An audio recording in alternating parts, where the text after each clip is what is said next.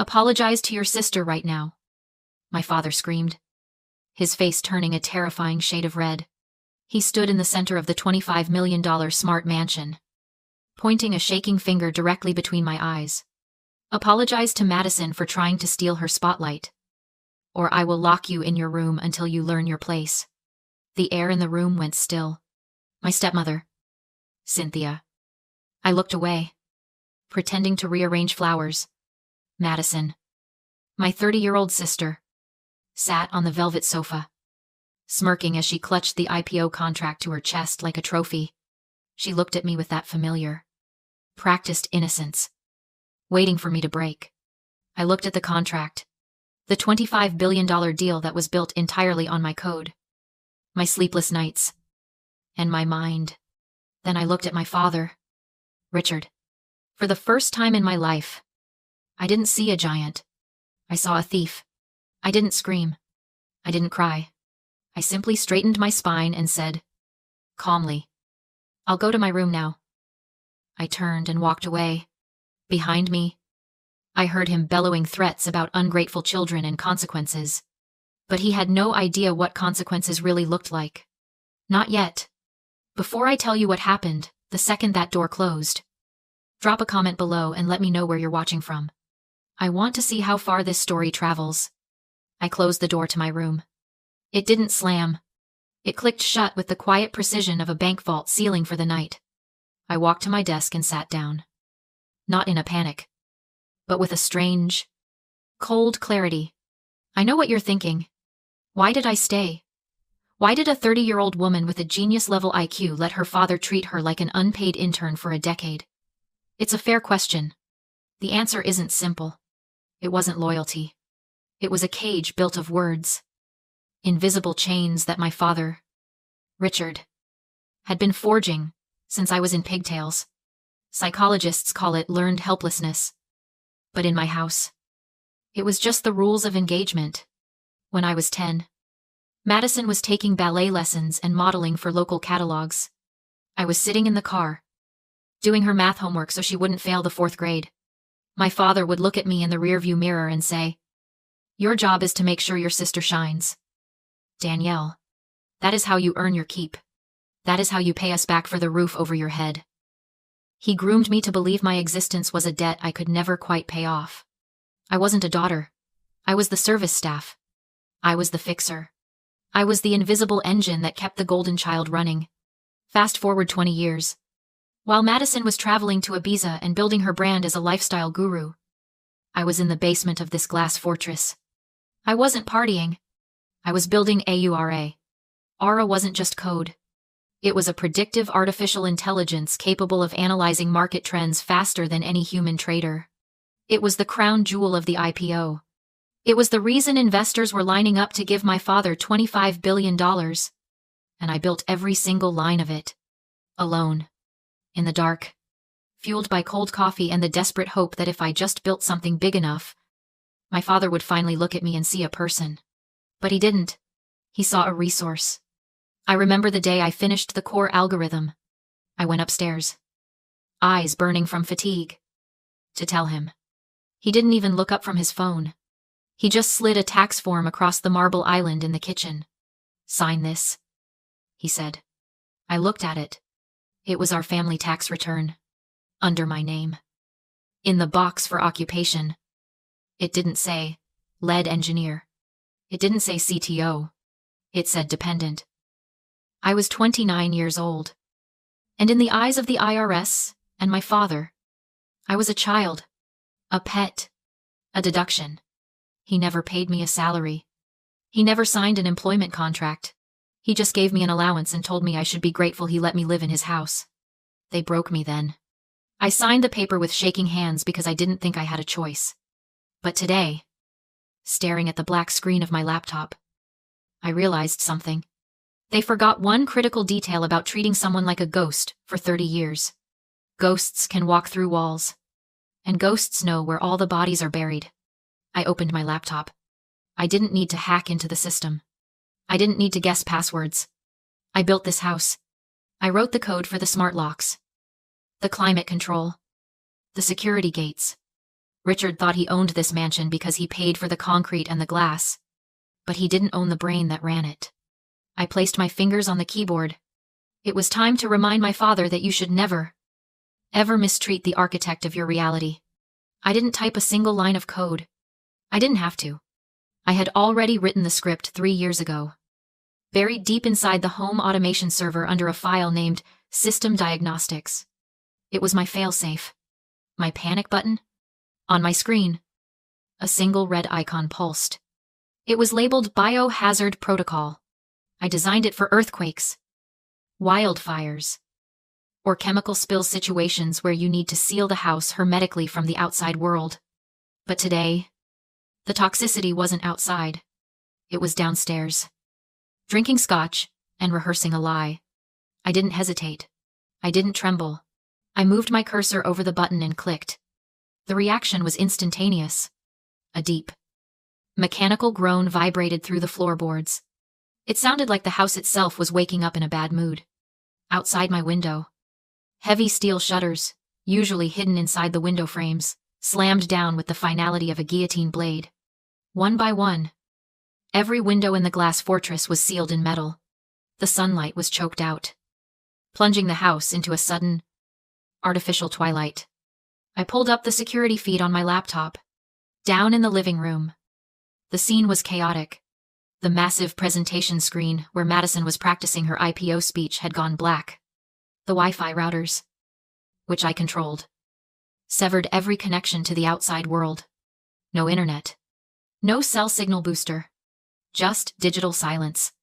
"What is going on?" Richard bellowed, his voice echoing through the speakers on my desk. "Why are the shutters down? Who cut the power?" I watched on the screen as he stormed toward the front door. He grabbed the handle and yanked. It didn't budge.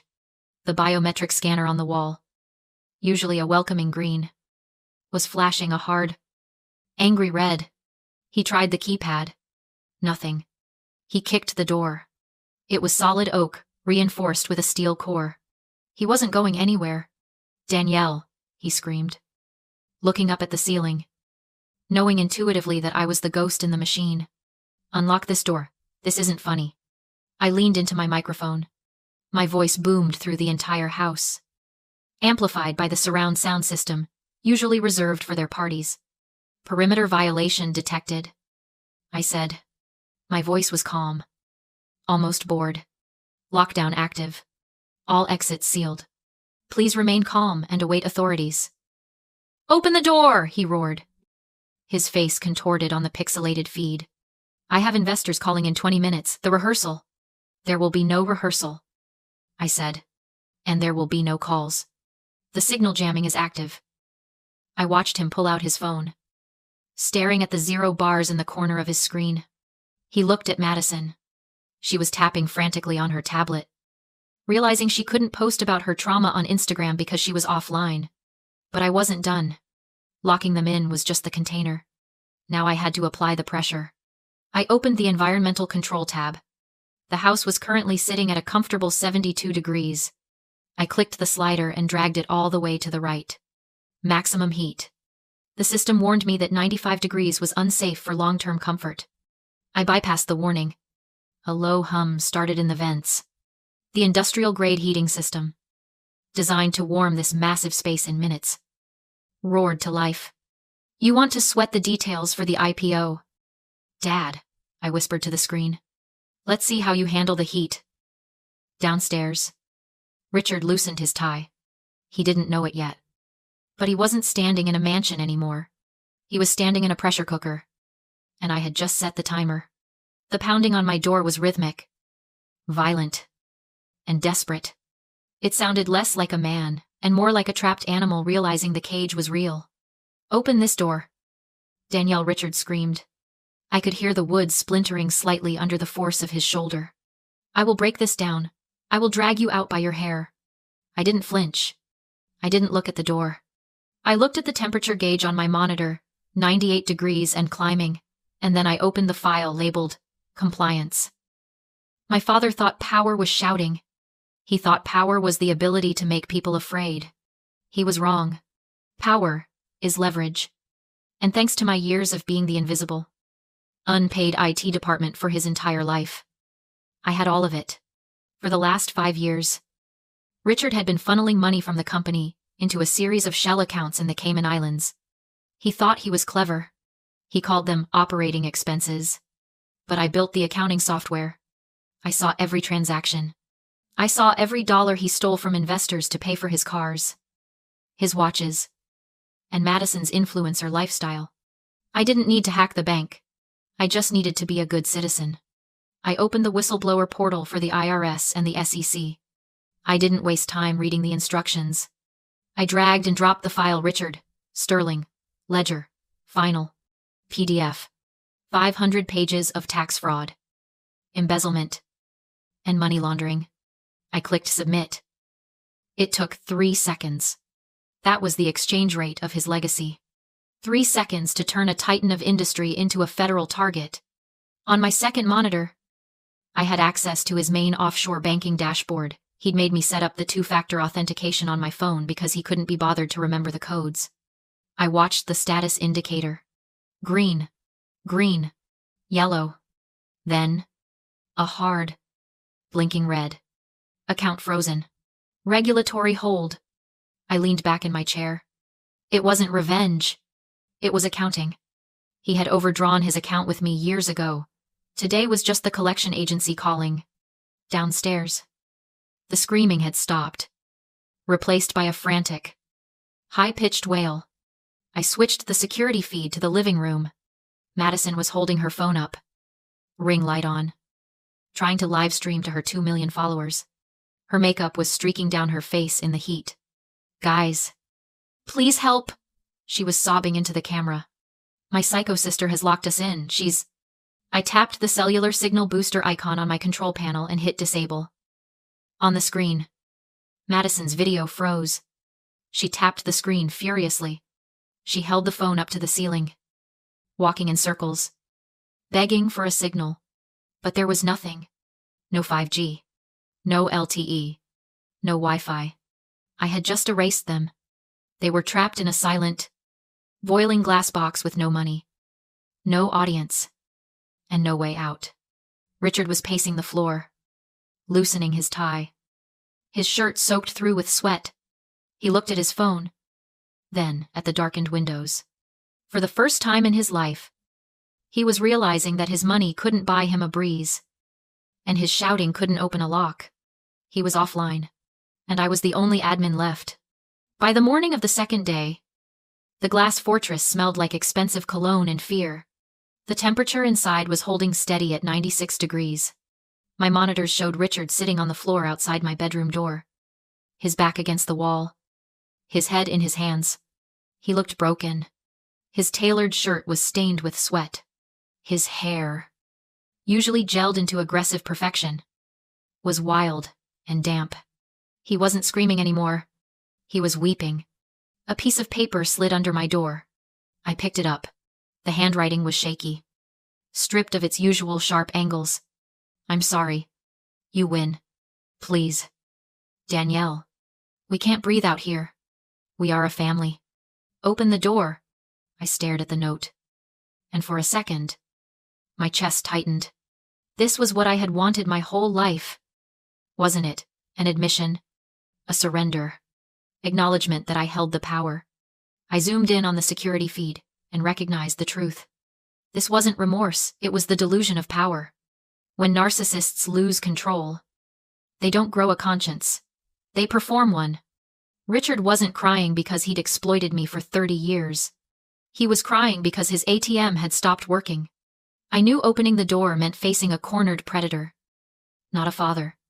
But I was exhausted. I typed, unlock. The house came alive, shutters rising. Locks, disengaging. Silence, snapping into place. I opened the door. Richard looked pathetic. Red-eyed and trembling, until the mask dropped. He snapped his fingers. 2 hidden guards rushed me, twisting my arm, cuffing my wrists. Smiling now. Richard leaned in. He'd already arranged an involuntary psychiatric hold. Once I was declared incompetent, he'd take legal control of everything I'd built. You made the cage. He sneered. I hold the keys. Sirens cut through the house. Police stormed in. Richard pointed at me, playing the victim. Then a voice stopped everything. Don't touch her. Evans, the company's general counsel, burst in with papers, shaking in his hands. The IPO was cancelled. Trading suspended. The SEC had flagged the entire company as fraudulent.